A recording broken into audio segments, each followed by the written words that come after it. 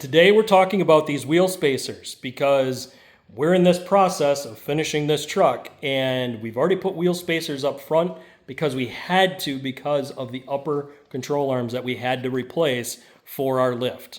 This lift doesn't work if we don't get the wheel away from that upper control arm because the upper control arm is wider than the stock one. It's done that way so that they can change the angles for the additional blocks that we put up front. If you just put the front spacers in, it looks weird because you're pushing your front wheels out where your back is still tucked in under your fender. The whole point is to get the whole look of the truck looking right, not just part of it. So in order to fix that part of it, we need to put this spacer on it. This is the 1.7 basically 1 3/4 spacers, 7.5 spacer, so 1.75 spacer. This allows me to clear my lug nuts without cutting. Guys, whatever you do, don't cut lug nuts, ever. The reason that lug nuts crack and break off is for two reasons. Number one, you overheated it by cutting them, or number two, you over torqued those lug nuts to where they're wearing out and you're stretching them. Over time, they will stretch and they will start to break. But most times, if it is a case where the lug nuts are stretching, it's because of prolonged over-torquing. So, there's your warning. Do not over-torque those lug nuts and don't cut them. The additional heat takes the heat treating out and they will crack. So, that being said, make sure you torque these on. And how you can do that is have your other tire on, this up in the air, and you torque all the way around to get these tight in an opposite pattern. Once you have that done, you can put this wheel on, torque that down, then you can go to the other side. Let this side down, lift that side up, and do that side, one side at a time. That is the correct way to do wheel spacers. Because if you just run them on with an impact, guys, what happens is you stretch those lug nuts that we talked about before. When you over torque lug nuts, you stretch them. When they stretch, they crack, they break. That's what happens. In order to prevent that, we use proper torque specs. We go in proper torquing sequences so we don't have that problem. Where people fail with these wheel spacers and why people are so scared of them is because they don't follow the procedures properly when they're removed and when you go to put them back on. Make sure you get these things on properly and that they're torqued properly. If you don't get those right, you will lose a wheel. This is one of the most important things when it comes to working on cars, is to make sure that your wheels are not going to fall back off after doing a repair. This is a matter of life and death when dealing with working on cars. It's something we all think about anytime we work on anybody's vehicle, whether or not the tires are actually staying put and staying tight.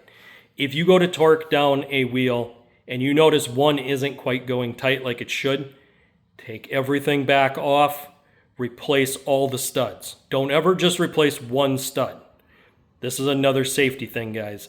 If you have one stud that's stretching or not holding tight, that means that the other ones are also going to be at about the same shape.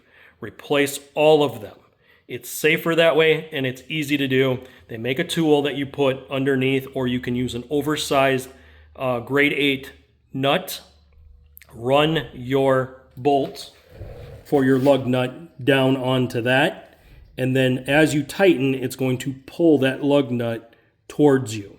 What that does is actually seats it. Once it's seated, you stop, take this all back off, then you're done.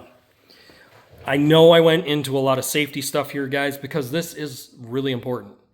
If anytime you're putting wheels back on a vehicle and you're tightening them back down and all of a sudden you notice the studs just keep pulling and it doesn't click on the wrench, or it snaps or pops, always stop what you're doing. Take everything back off. Even if you've got all the other lug nuts on, take it all back off. Take everything back apart and get down to where you can knock those studs out and replace them all. Safety-wise, it has to have every single lug nut. Don't run with one missing. Some people do, and then they wonder why they lost their wheel. It's not safe. It's a lot easier to fix it when you notice one issue than when you lose a wheel and it does way more damage. When the wheel comes off, guys, this whole suspension slams to the ground. You damage brakes, you damage leaf springs, you damage shocks. It tears up the vehicle. But that's minor compared to what happens when that wheel leaves the vehicle. Does it go into oncoming traffic and go through somebody's windshield?